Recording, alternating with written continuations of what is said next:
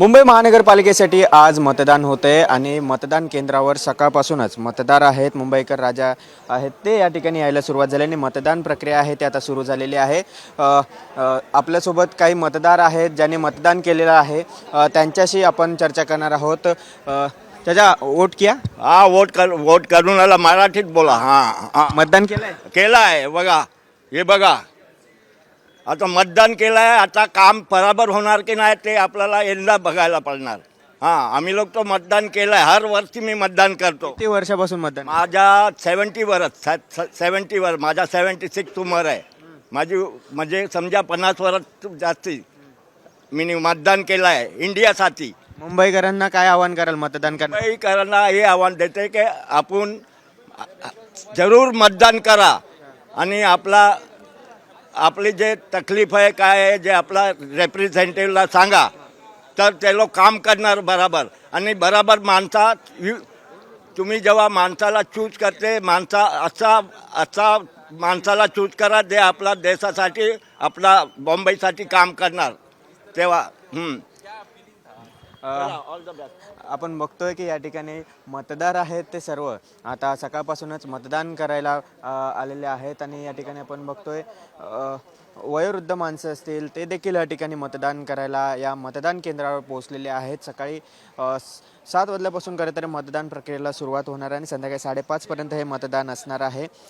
ज्यांना चाहता येत नाही किंवा दिव्यांग व्यक्ती आहेत, वयोवृद्ध माणसं आहेत, त्यांच्यासाठी देखील या ठिकाणी व्यवस्था आहे ती केली गेलेली आहे। आणि तब्बल बऱ्याच वर्षानंतर या महानगरपालिका ज्या रखडलेल्या होत्या त्यांचं निवडणूक आज होते, मतदान होते आणि या मतदानासाठी मुंबईकर देखील सज्ज आहेत। त्यामुळे आता आपण आपल्यासोबत जेनजी आहे, तो देखील पहिल्यांदाच या ठिकाणी त्याने मतदान केलेलं आहे। त्यामुळे जेनजीचं नेमकं काय म्हणणं आहे, त्यांचं मत काय मतदान करताना ते नेमकं काय विचार करतात हे देखील पाहणार आहोत। काय नाव आहे? मेरा नाम रेहान अहमद है और मैं बांद्रा वेस्ट का ही रहने वाला हूँ। मेरा एज 20 ईयर्स है और आज मेरा फर्स्ट टाइम वोटिंग हुआ है। वोट करते समय क्या सोच है? वोट करते समय तो यही माइंड में था कि तू जो बटन दबा रहा है वो सिर्फ एक बटन नहीं है, वो इंडिया का फ्यूचर है, तो वो सोच समझ के ही मैंने बटन दबाया है। जेनजी लोगों के लिए क्या कहना चाहोगे, क्या संदेश दो? जेंजी लोग आजकल सब कुछ एनालाइज करके ही करते हैं, ऐसे ही नहीं कि किसने 500 रुपये दिया तो बिक गए, वैसे वाले नहीं है जेंजी।